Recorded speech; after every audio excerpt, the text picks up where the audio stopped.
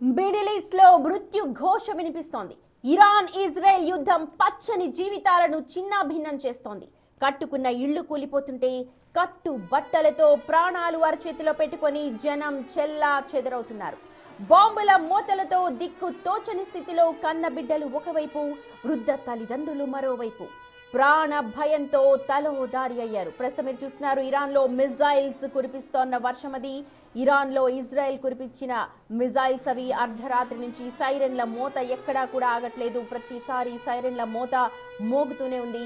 ఆకాశం నుంచి క్షిపణుల వర్షంతో జనం జీవితాలు బుగ్గిపాలవుతూ ఉన్నాయి. బీరిట్ నుండి టెల్ అవీవ్ వరకు, టెహ్రాన్ నుండి కువైట్ వరకు అంతటా అనిశ్చితి. ఆసుపత్రులు గాయపడిన వారితో నిండిపోతున్నాయి. ఎక్కడ చూసినా శిథిలాలు కనిపిస్తూ ఉన్నాయి.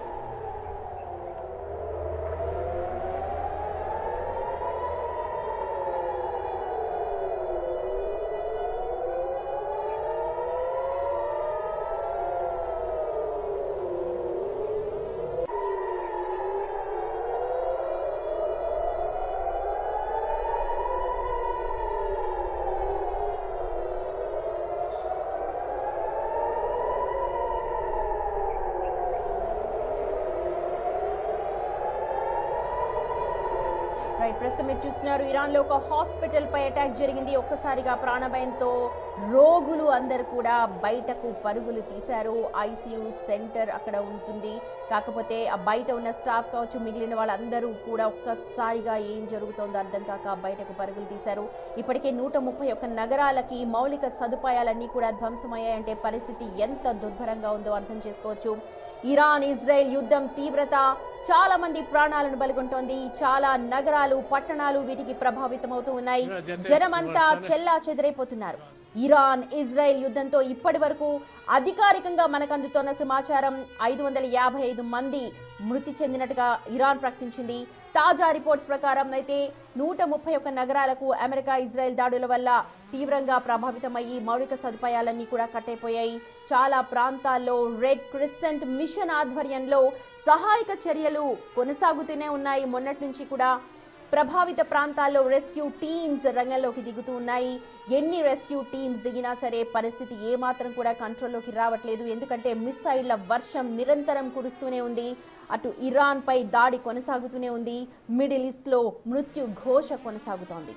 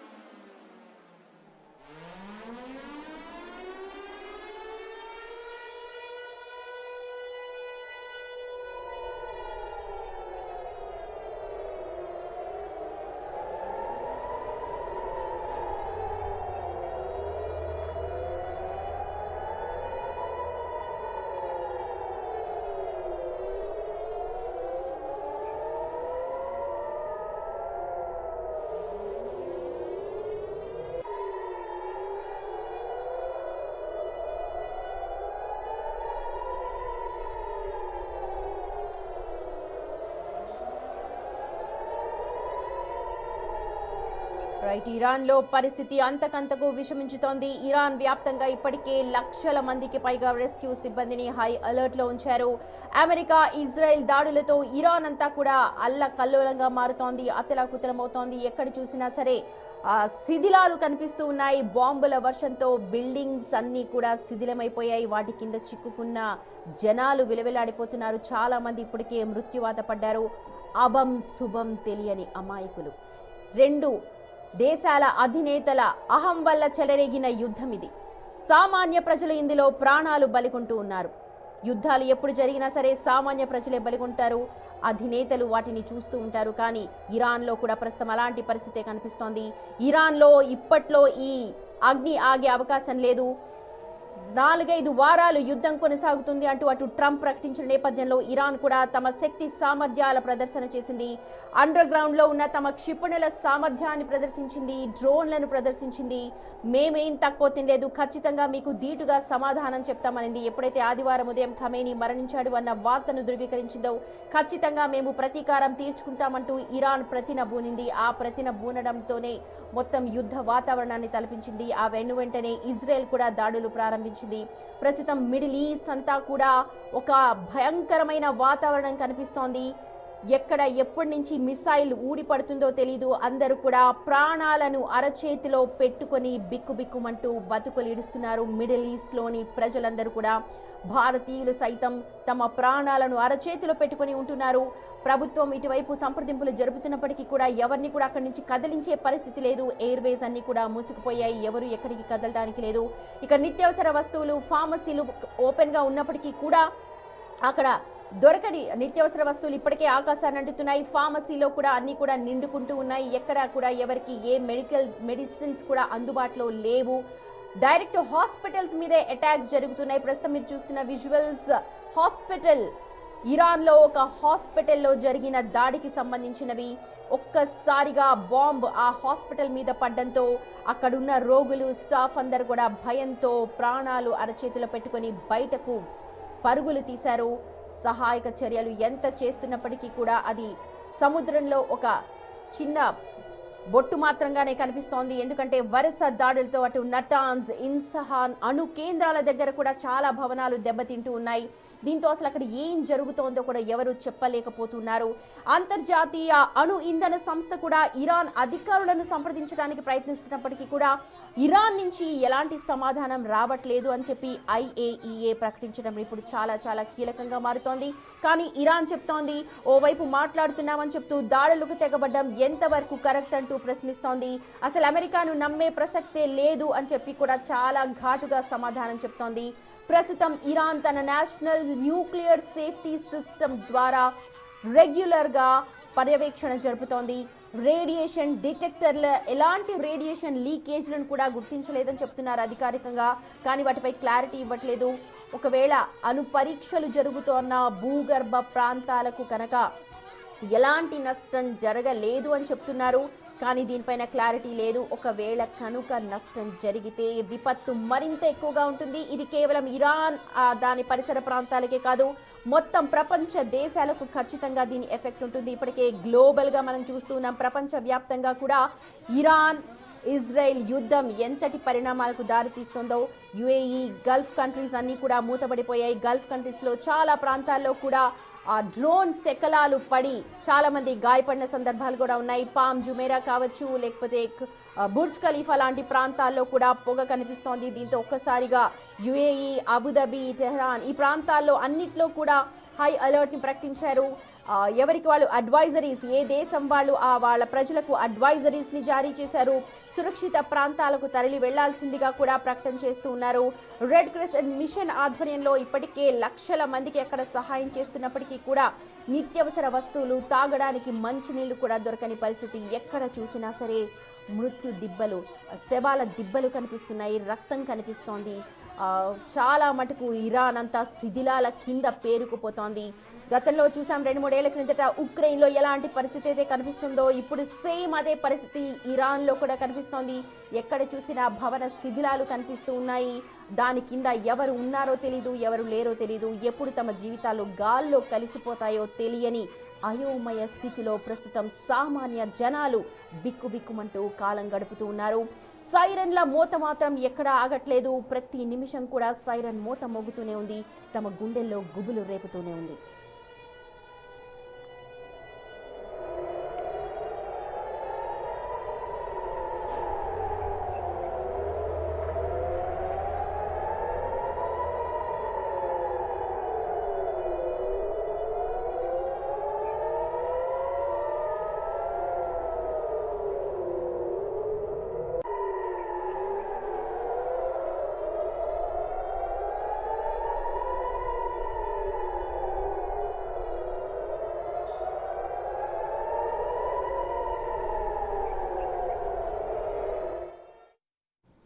అమెరికా ఇజ్రాయెల్ దాడులతో ఇరాన్ అణు కేంద్రాల్లో రేడియేషన్ లీక్ జరుగుతోంది అన్న ప్రచారం చాలా ఎక్కువగా కనిపిస్తోంది.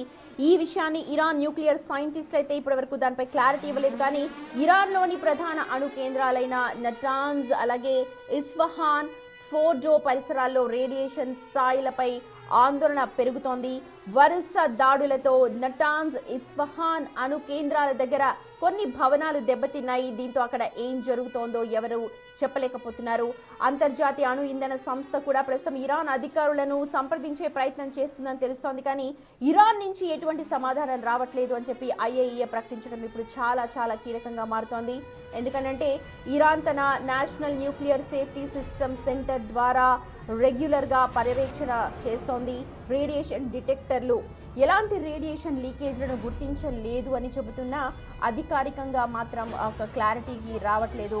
అణ్వాస్త్ర పరీక్షలు జరుగుతున్న భూగర్భ ప్రాంతాలకు ఎలాంటి నష్టం కలగలేదని అంటున్నారు.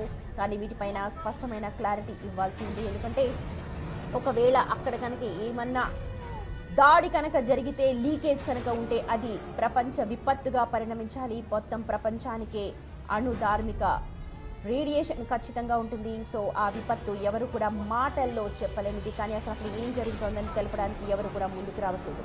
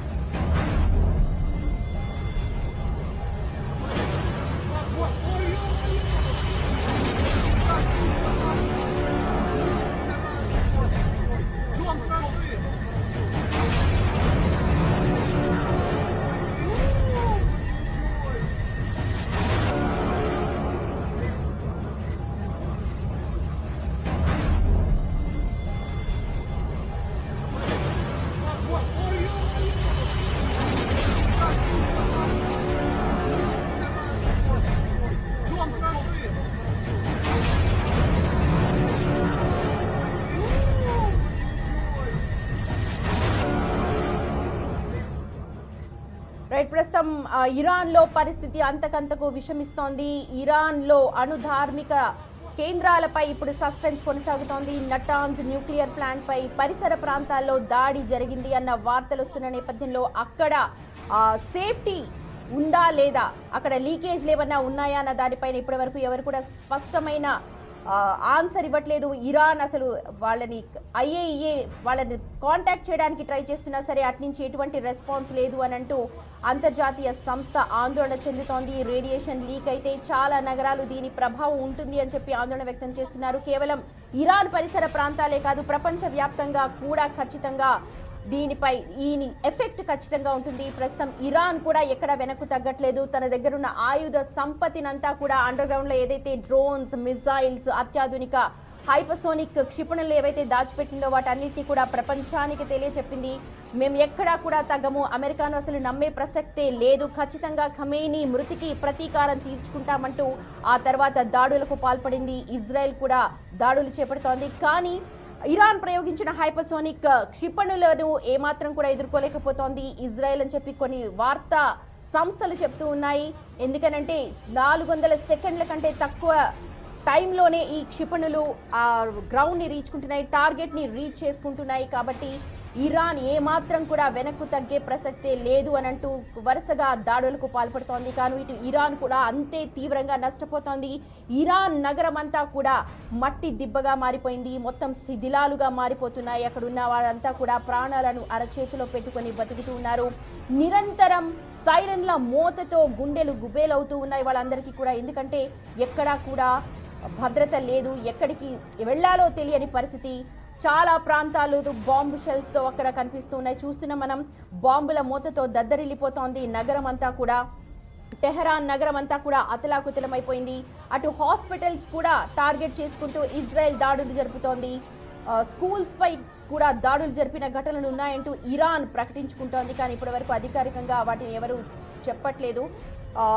న్యూక్లియర్ ప్లాంట్ సేఫ్టీ పైన ఇప్పుడు అంతర్జాతీయ సంస్థలంతా కూడా చాలా ఆందోళన వ్యక్తం చేస్తున్నాయి. ఎందుకనంటే ఒకవేళ లీకేజ్ కనుక ఉంటే ఆ లీకేజ్ కేవలం ఇరాన్కే కాదు, మొత్తం ప్రపంచ దేశాలకు కూడా నష్టం చేకూరుతుంది. కాబట్టి ఏవైతే ప్రాంతాలు ఉన్నాయో అణు కేంద్ర ప్రాంతాలు, నటాన్స్ కావచ్చు, ఇస్ఫహాన్ అణు కేంద్రాల దగ్గర భవనాలు చాలా దెబ్బతిన్నాయన్న సమాచారం తమకుంది అని అంతర్జాతీయ సంస్థలు చెప్తున్నాయి. కానీ వాటిపైన ఇరాన్ అసలు ఏమాత్రం కూడా స్పందించట్లేదు. ఇప్పటికే దాదాపు 131 నగరాలకు మౌలిక వసతులన్నీ కూడా కట్టేపోయాయి. అధికారికంగా ఇరాన్ ఒక 500 మంది చనిపోయారు అని చెప్తున్నప్పటికీ కూడా ఆ సంఖ్య ఇంకా ఎక్కువగానే ఉండే అవకాశాలు ఉన్నాయి. ఎందుకంటే నిరంతరం డ్రోన్స్ తిరుగుతున్నాయి, నిరంతరం మిసైల్స్ అటాక్ జరుగుతూ ఉన్నాయి. ఎప్పుడు ఎక్కడ ఎటువైపు నుంచి మిసైల్ దూసుకొస్తుందో తెలియదు. అలాంటి దుర్భర పరిస్థితుల్లో ప్రస్తుతం ఇరాన్లో నివసిస్తున్న ప్రతి ఒక్కరు కూడా ఉన్నారు. గుండెలు, ప్రాణాలు అరచేతిలో పెట్టుకొని బతుకుతూ ఉన్నారు ప్రతి ఒక్కరు కూడా. చిన్న పిల్ల, చిన్న పెద్ద, ముసలి ముతక ఇలా ఎవరు కాదు. మొత్తం బాంబులు ఎప్పుడు ఎటువైపు నుంచి దూసుకొస్తాయో తెలియక బిక్కుబిక్కుమంటున్నారు. చాలా మంది అండర్ గ్రౌండ్కి వెళ్ళాలి, సురక్షిత ప్రాంతానికి వెళ్ళాలి అనుకుంటున్నప్పటికీ కూడా ఎటువైపు వెళ్ళాలో తెలియక అయోమయ స్థితిలో చాలా మంది చిక్కుకుపోయి కనిపిస్తున్నారు. ఇక సేవా కార్యక్రమాలు చేయడానికి రెడ్ క్రాస్ లాంటి సంస్థలు అక్కడ ఉన్నప్పటికీ కూడా ఏమాత్రం సరిపోవట్లేదు. ఎందుకంటే ఎక్కడ చూసినా సరే మట్టి దిబ్బలు కనిపిస్తూ ఉన్నాయి, శిథిలాల కింద శవాలు కూడా కనిపిస్తూ ఉన్నాయి. ఫార్మా కంపెనీలు, చాలా మెడికల్ షాపులు, ఫార్మా షాప్స్ కూడా ఓపెన్ ఉన్నప్పటికీ కూడా అక్కడ ఎటువంటి మెడిసిన్స్ అందుబాటులో లేవు. కానీ నిత్యావసర వస్తువులు, మంచినీరు కావచ్చు, ఆహారాన్ని అందించడానికి కూడా చాలా మంది అక్కడ వెనకాడుతూ ఉన్నారు. ఎందుకంటే వాళ్లే తినడానికి తిండి లేని పరిస్థితిలో ఉన్నారు. ఇప్పటికే నిత్యావసర వస్తువుల ధరలు ఆకాశాన్ని అంటాయి ఇరాన్లో అని చెప్పి తెలుస్తోంది. ఇంకా మిగిలిన ప్రాంతాల్లో పరిస్థితులపై కూడా ఆరా తీస్తూ ఉన్నారు. ఇరాన్ చుట్టుపక్కల ప్రాంతాలైతే ప్రస్తుతం చాలా దుర్భర పరిస్థితిలో ఉన్నారు. అక్కడ ప్రజలందరూ కూడా మొత్తం బిల్డింగ్స్ పై బాంబుల వర్షం కురుస్తోంది. చూడొచ్చు, ఇరాన్లో ఎప్పుడు ఎక్కడి నుంచి బాంబుల వర్షం కురుస్తుందో తెలియక జనాలంతా బిక్కుబిక్కుమంటూ ఉన్నారు. ఇక అణు కేంద్రాలు దెబ్బతిన్నాయన్న వార్తలు గుప్పుమంటూ ఉన్నాయి. ఆ ప్రచారం అంతకంతకు పెరుగుతోంది. రేడియేషన్ లీకేజ్ ఉండొచ్చు అన్న అనుమానాలను అంతర్జాతీయ సంస్థలు చెప్తూ ఉన్నాయి. దీంతో ఇరాన్ నుంచి ఒక సమాధానాన్ని కోరుతోంది IAEA. కానీ ఇరాన్ని వాటిపై స్పందించేందుకు నిరాకరిస్తోంది. ఒకవేళ కనుక ఈ అణు కేంద్రాల దగ్గర లీకేజ్ ఉంటే అది ఖచ్చితంగా పెను ముప్పుగా మారే అవకాశం ఉంటుంది అని IAEA చీఫ్ రాఫెల్ అభిప్రాయం వ్యక్తం చేస్తున్నారు.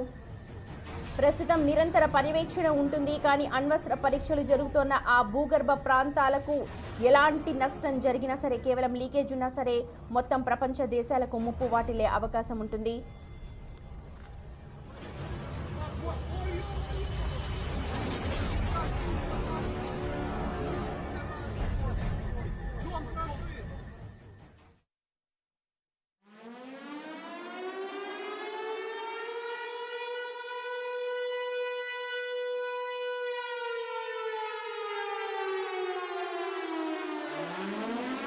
రైట్, చూడొచ్చు, కువైట్ లో US కు చెందిన F-15 ఫైటర్ జెట్స్ క్రాష్ అవుతూ ఉన్నాయి. ఇది టెక్నికల్ ఫెయిల్యూరా లేదంటే ఇరాన్ అటాక్ కారణమా అన్నదైతే క్లారిటీ రావాల్సింది. కానీ ఇందులో నుంచి పైలట్ అయితే సేఫ్ గా ప్రాణాలతో బయటపడ్డాడు. ప్రస్తుతం అవే విజువల్స్ మీరు బిగ్ టీవీ స్క్రీన్ మీద చూస్తున్నారు. F-15 కూలిపోయింది అంటూ అమెరికానే ప్రకటించింది. ఇరాన్ ఇజ్రాయెల్ యుద్ధంలో ఇది అమెరికాకు మొదటి ఎదురు దెబ్బగా చెప్పొచ్చు. యుద్ధం మొదలయ్యాక అధికారికంగా అమెరికా ఫైటర్ జెట్ ను కోల్పోవడం ఇది తొలిసారి. طيارة حربية. شوف شوف شوف شوف شوف شوف شوف شوف شوف شوف شوف لا والله حربية، طيارة حربية، طيارة حربية. شوف شوف شوف شوف شوف شوف شوف شوف شوف شوف شوف لا والله حربية، طيارة حربية، طيارة حربية. شوف شوف شوف شوف شوف شوف شوف شوف شوف شوف لا والله حربية، طيارة حربية، طيارة حربية. شوف شوف شوف రైట్, చూడొచ్చు విజువల్స్ లో కూడా ఫైటర్ జెట్ కూలిపోయింది, కానీ పారాషూట్ సహాయంతో పైలట్ చాలా సేఫ్ గానే ఉన్నాడు. అయితే ఇది అమెరికాకు నిజంగా ఎదురు దెబ్బ అని చెప్పాలి. 2 నుంచి 4 ఫైటర్ జెట్స్ కూలినట్టుగా ఇప్పటి వరకు సమాచారం. ఈ విషయాన్ని కువైట్ ప్రభుత్వం కూడా అధికారికంగా అంగీకరించింది. దీనిపై అమెరికా, ఇజ్రాయెల్ పూర్తిగా క్లారిటీ అయితే ఇవ్వడం లేదు.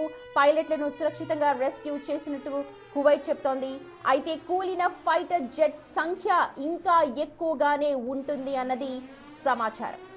ఇక ఇదే సమయంలో దాడులకు సిద్ధంగా ఉన్న పలు అమెరికన్, ఇజ్రాయెల్ ఫైటర్ జెట్స్ ను కూల్చివేసేందుకు కూడా ఇరాన్ సిద్ధమవుతోంది. ఇప్పటికే చాలా మటుకు కూల్చివేశామని చెప్పి కూడా ప్రకటించింది. చూడొచ్చు విజువల్స్ లో కూడా ఎవరైతే fighter jets F-15 fighter jets pilot ఉన్నారో పారాషూట్ సహాయంతో సురక్షితంగా దిగినప్పటికీ కూడా స్వల్ప గాయాలయ్యాయి. వెంటనే వాళ్ళని అంబులెన్స్ లో తీసుకెళ్తూ ఉన్నారు. కువైట్ దీన్ని ధృవీకరించింది. పైలట్స్ ని సేఫ్ గా సురక్షిత ప్రాంతాలకు తరలించినట్టుగా కువైట్ పేర్కొంది. కానీ నిజంగా టెక్నాలజీ ఫెయిల్యూరా లేకపోతే ఇరాన్ సామర్థ్యాన్ని ఇక్కడ మెచ్చుకోవాలన్న దానిపైన ప్రస్తుతం విశ్లేషణ జరుగుతోంది. ఎందుకనంటే అమెరికాకు ఇది చాలా పెద్ద ఎదురు దెబ్బ. F-15 కూలిపోయింది. ఇది 1-4 కాదు, ఇప్పటి వరకు 4 కూలిపోయాయని అధికారికంగా చెప్తున్నారు ఫైటర్ జెట్స్ F-15. కానీ ఆ సంఖ్య ఇంకా ఎక్కువగానే ఉంటుంది అని అంటూ ఇరాన్ స్పష్టం చేస్తుంది. సో ఫ్రెండ్లీ ఫైట్ లో ఫైటర్ జెట్స్ కూలిపోవడం ఇప్పుడు నిజంగా ఆందోళన కలిగించే అంశమే. ఇదే సమయంలో దాడులకు సిద్ధంగా ఉన్న పలు అమెరికన్, ఇజ్రాయెల్ ఫైటర్ జెట్స్ ను కూల్చివేశామని చెప్పి ఇరాన్ ప్రకటించుకుంటోంది. దీనికి సంబంధించిన వీడియోలను కూడా రిలీజ్ చేస్తోంది. ఐటీలో మరి ఇందులో అసలు నిజం ఎంత, అబద్ధం ఎంత, అసలు వాస్తవం ఉందా లేదా అన్నదైతే మనకి ఇప్పుడే తెలియదు. కానీ F-15 ఫైటర్ జెట్స్ కూలిపోవడం అయితే నిజమంటూ ఇటు కువైట్ ధృవీకరించింది. అమెరికా కూడా ఒప్పుకుంది. కాబట్టి ఫైటర్ జెట్స్ ని అక్కడ కూల్చివేస్తోంది ఇరాన్. సో F-15 క్రాష్ అయిన దృశ్యాలు ప్రస్తుతం చూడొచ్చు మీరు.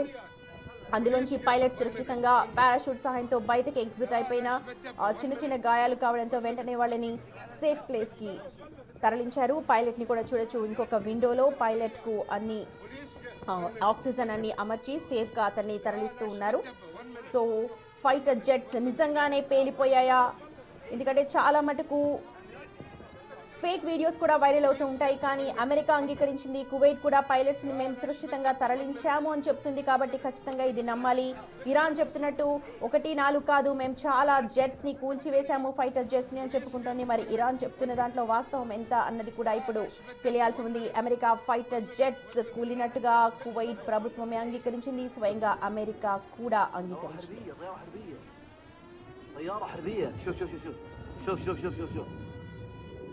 شوف شوف لا والله حربية، طيارة حربية، طيارة حربية. شوف شوف شوف